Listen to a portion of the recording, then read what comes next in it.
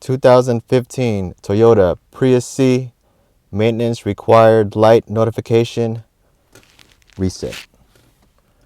So first, put your car 2 clicks onto the on mode. My car is a Prius C1, so it doesn't have the push button. So I put it on. You should see the screen on the dashboard light up. You'll see the maintenance required light right there. Make sure that you are on odometer mode, or ODO, not on trip A or trip B. Make sure it's on ODO.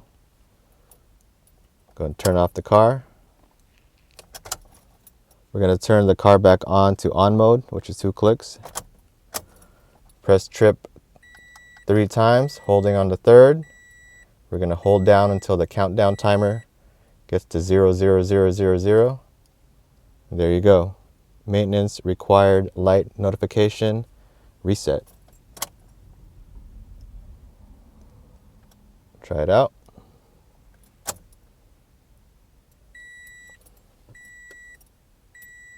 Light is gone. All right. Thanks for watching. Catch you on the next one.